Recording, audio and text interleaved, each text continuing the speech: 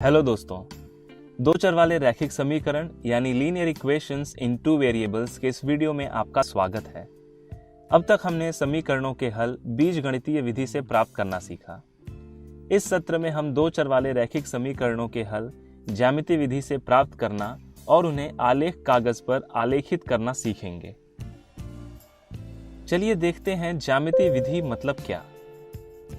जब हम किसी समीकरण को आलेख यानी ग्राफ पर दर्शाते हैं तो उसे ज्यामितीय रूप में दर्शाना कहते हैं और आलेख से हल प्राप्त करने की विधि को ज्यामितीय विधि कहते हैं। तो चलिए देखते हैं कि दो चर वाले रैखिक समीकरण का आलेख कैसे बनाते हैं। सबसे पहले एक दो चर वाला रैखिक समीकरण लेते हैं, जैसे कि x धन y बराबर 5। अब एक सारिणी बनाएंगे कुछ इस प्रकार, जहां हम x और y के लिए अलग अलग मान रखेंगे। यहाँ जब x की जगह 0 रखेंगे तो मिलेगा y बराबर 5। जब x की जगह 1 रखेंगे तो मिलेगा y बराबर 4 और जब x की जगह 2 रखेंगे तो मिलेगा y बराबर 3। और इसे हम निर्देशांक बिंदु के रूप में इस प्रकार लिख लेंगे। कोष्टक में 0,5, 1,4 और 2,3। दोस्तों, हम केवल 3 नहीं बल्कि ऐसे ही अनगिनत निर्देशांक बिंदु प्राप्त कर सकते हैं, लेकिन आलेख कागज पर XY अक्ष पर एक रेखा आलेखित करने के लिए 2 ही बिंदु पर्याप्त हैं। चलिए अब एक आलेख कागज पर X और Y अक्ष बना लें। दोनों अक्ष पर ध्यानपूर्वक इकाई स्थापित करें। अक्सर हम 1 सेंटीमीटर बराबर 1 इकाई लिखते हैं। यह इकाई बिंदु के अनुसार घटा बढ़ा भी सकते हैं और वहां हम 1 सेंटीमीटर बराबर 2 इकाई या 1 सेंटीमीटर बराबर 3 इकाई इत्यादि भी रख सकते हैं। अब यह 3 बिंदु आलेखित करें। x 0 और y 5 यह बिंदु यहाँ पर होगा। 1 और 4 कुछ इस प्रकार यहाँ पर होगा। आप x अक्ष पर बिंदु 1 से एक लंब रेखा खींचकर और उसी प्रकार y अक्ष पर बिंदु 4 से सीधी रेखा खींचकर भी प्रतिच्छेदन बिंदु दर्शा सकते हैं और आखिरी बिंदु 2,3 होगा यहाँ पर। अब हम इन 3 बिंदुओं को जोड़कर एक रेखा आलेखित करेंगे और इस प्रकार एक दो चर वाले रैखिक समीकरण को हम आलेख कागज पर आलेखित करते हैं।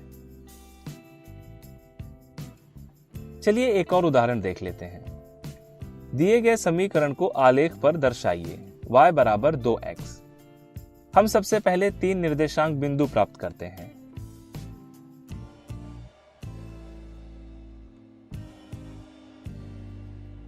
हमें मिला कोष्टक में 0,0, 1,2 और 2,4। अब इसका आलेख बनाते हैं। सबसे पहले x और y अक्ष बनाते हैं और सही इकाई स्थापित करते हैं। अब बिंदुओं को आलेखित करते हैं और इन बिंदुओं को जोड़कर एक रेखा बनाते हैं। चलिए हमारे द्वारा बनाए गए इन 2 आलेखों की तुलना करें तो हमें 2 प्रकार की रेखाएं मिली। एक जो केंद्र से नहीं गुजरती और दूसरी जो केंद्र से होकर गुजरती है।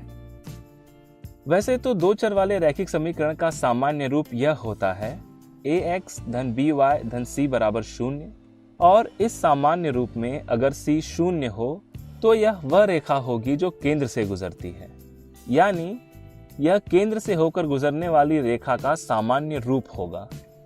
आप इनके आलेख बनाकर जांच सकते हैं कि यह रेखाएं केंद्र से गुजरती हैं या नहीं।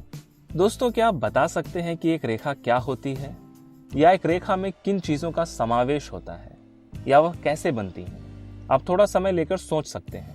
क्या हम कह सकते हैं कि कोई भी रेखा अनगिनत बिंदुओं के समूह से प्राप्त होती है या असीमित बिंदुओं की श्रृंखला से रेखा का निर्माण होता है? जी हाँ, तो जब यह रेखा अनगिनत बिंदु ही हैं, यानी अगर आलेख की बात करें तो हर एक बिंदु x और y अक्ष का निर्देशांक बिंदु है और उसे ही हम समीकरण का हल कहते हैं, यानी इस रेखा पर उपस्थित हर एक बिंदु इस समीकरण का हल है, जिसे हम इस प्रकार x तथा y अक्ष पर लंब डालकर प्राप्त कर सकते हैं। सबसे पहले तो जिन 3 बिंदुओं का इस्तेमाल करके हमने इस रेखा का निर्माण किया है वह तीनों बिंदु इस समीकरण के हल हैं। इसके अलावा इस समीकरण के अनगिनत हल हैं। इस रेखा के बाहर कोई भी बिंदु इस समीकरण का हल नहीं है। दोस्तों, जाते जाते इस प्रश्न का जवाब दीजिए। एक बिंदु और दो बिंदुओं से होकर जाने वाली कितनी रेखाएं खींची जा सकती हैं? दो या उससे अधिक बिंदुओं से होकर केवल एक ही रेखा जाती है, लेकिन एक बिंदु से होकर अनगिनत रेखाएं खींची जा सकती हैं।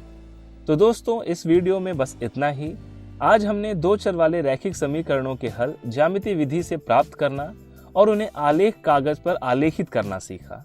अगले वीडियो में इस विषय पर आधारित कुछ प्रश्नों को हल करेंगे। धन्यवाद।